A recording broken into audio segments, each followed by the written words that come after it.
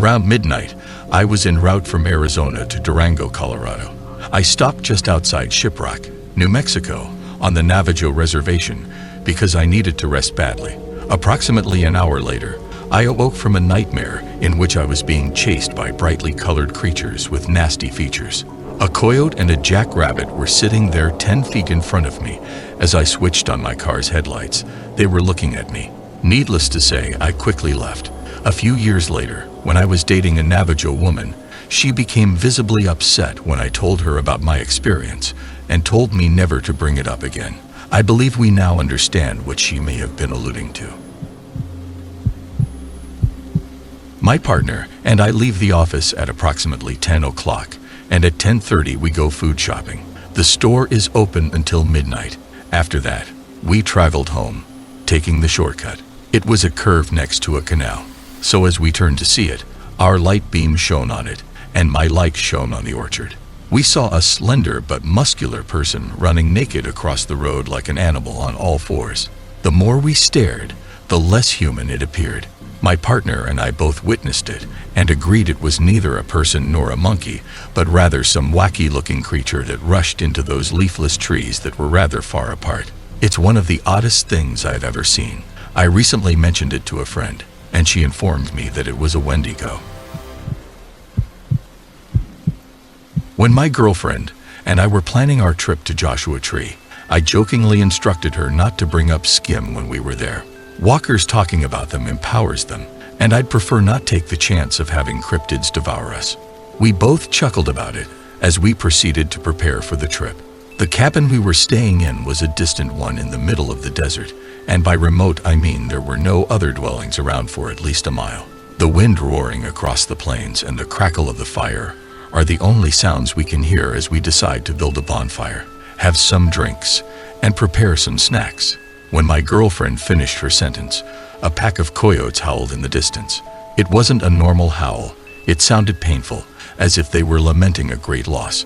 Needless to say, we quickly left, put out the campfire, and fled back to the cabin. My girlfriend had a devilish look in her eyes. "Tell me about the legend of SkimWalker," she said. "I crap you not. That night, I don't believe either of us slept because of the cabin's frequent moans and creaks."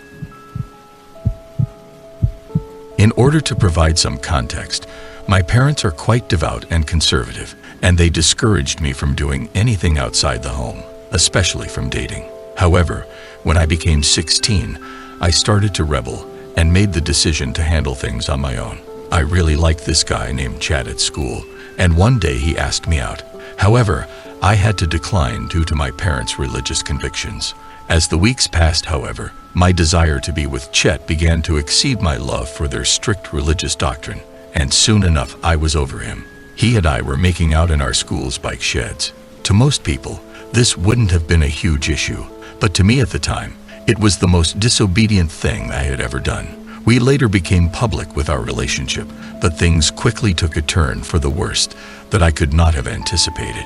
When he asked me to go camping with him, he said there was a really nice spot deep in the forest, and I was very excited for this.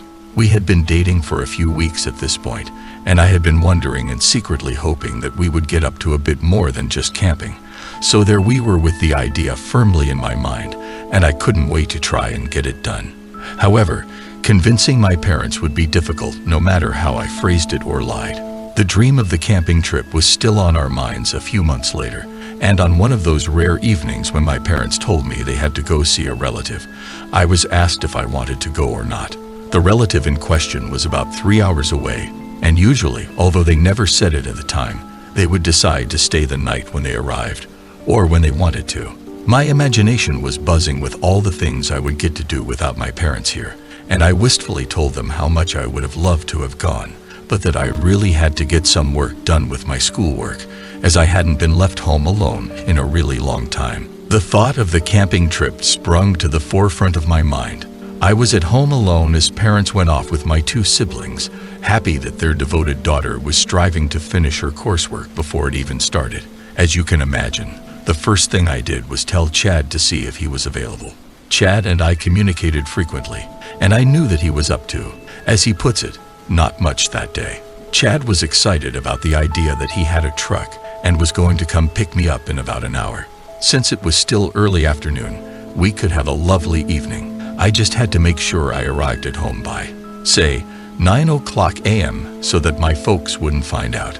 We left the location in Chad's vehicle, and he informed me about this camping place that was only a half hour away from our house, even though I hadn't been home anyway. You see, once you leave, you're already in the middle of nowhere. We arrive at these woods, where he sets up the tent. I had already packed a few supplies in my small backpack. We hold hands as we walk through this trail. It was an unreal experience for me. I don't know if any of you had really strict upbringings, but if you did, I'm sure that your first real taste of freedom is something you truly cherish. Walking through those woods was beyond words happiness as we arrived at an area that he said would be a good campsite, but I wouldn't know as I had never been there before. I was very nervous about trying the vodka because I had never been allowed to drink, but temptation was definitely feeding my desire more than my trepidation. So I had 1, 2, and 3 shots before he suggested that we think about building a fire. Because we were young and hadn't packed any real food, we mostly just bought junk food. We both felt sufficiently buzzed, so we set up the tent and hung out in it for a while. But after a while, I was beginning to feel pretty tired. Darkness had fully taken over the sky, and the stars were just beginning to emerge. You could still see the orange haze from our city in the distance, but if you looked the other way, all you would see is a thick blanket of stars that were just beginning to pop up. The walk hadn't taken very long, maybe 30 minutes, so I was buzzed and feeling really good about myself and lying there in the tent as I heard his footfalls getting farther and farther away. The fire was also starting to dwindle a little, so I decided to rekindle it just a little because I didn't want to make it too big. Chad said he needed to go back to his truck because he forgot his phone and he needed to tell his mom that he'd arrived okay. I glanced about and used my mobile phone torch to illuminate the area so that I could try and find a few more branches or logs to add to the fire when I realized the poor quantity of branches remaining were really not enough to continue with. As I moved farther into the woods, I heard a distant rustling that was in the approximate vicinity of our campfire. As I moved away from it in the tiny clearing we were using, the darkness grew and the sky only illuminated a small section of the space I was occupied. I assumed he had left, so I was certain that he would simply return a bit sooner. Perhaps he forgot a torch, but I tried not to think about it.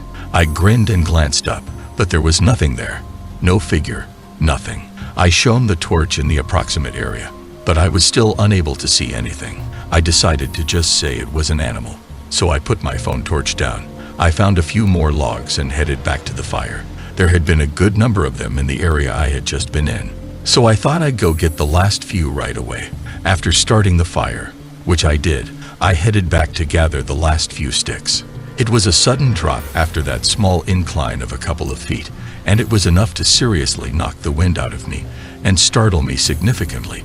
I didn't realize that there had been a small incline, and when my shoe slipped in the mud, I topped forward and fell even further and really hurt my leg as I hit the ground with a solid thump.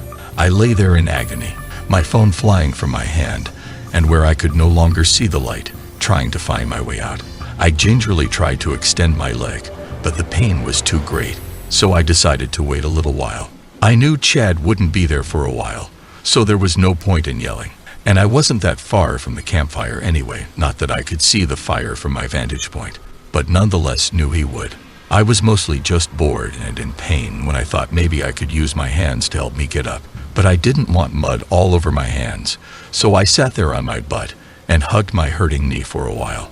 After about a minute or maybe 5, it was hard to tell, I heard movement again. Optimistic, I shouted that I was here and that I'd fallen down getting logs and to be careful. He didn't say anything. Where are you, Steph? Down here. I fell. Where are you, Steph? That was what I just told him. Follow my voice, Steph. Where are you, Steph? That was odd. He'd said the same thing 3 times. It's almost like he couldn't hear me at this point. I was getting angrier than anything I said. I'm right here. But once again, he parroted the same line. The strange thing is the tone was also the same. That's when my heart dropped an octave. I thought that perhaps it would be best to make a serious effort to create my own way, rather than waiting for my partner to come to my romantic rescue, because I was starting to feel fairly freaked out. At this point, I was beginning to get scared, but was still confident that he was just around the tree, so I pushed myself up. Just as I poked my head over the edge, using my hand to push myself up, I noticed that it was not my boyfriend, but something that I still find difficult to understand. This creature was tall and scraggly looking, with gray skin and eyes. It was also tall and raggedy looking. When I realized it was Chad, I yelled his name so loudly that I believe even the creature was startled, and within a split second, it ran off in the opposite direction. I felt like I crapped myself in fear and had no idea what to do. I didn't even know what it was, but I just knew it was bad. I couldn't run or do anything. The creature locked eyes with me for what felt like an eternity.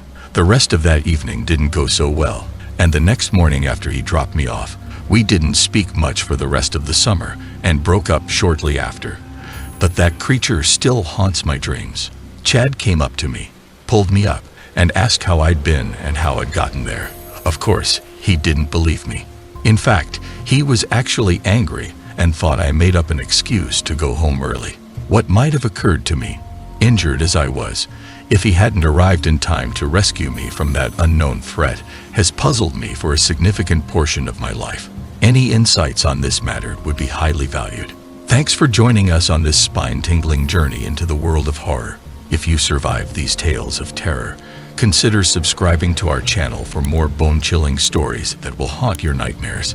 Don't forget to like and share if you dare. And remember, darkness is always lurking just around the corner.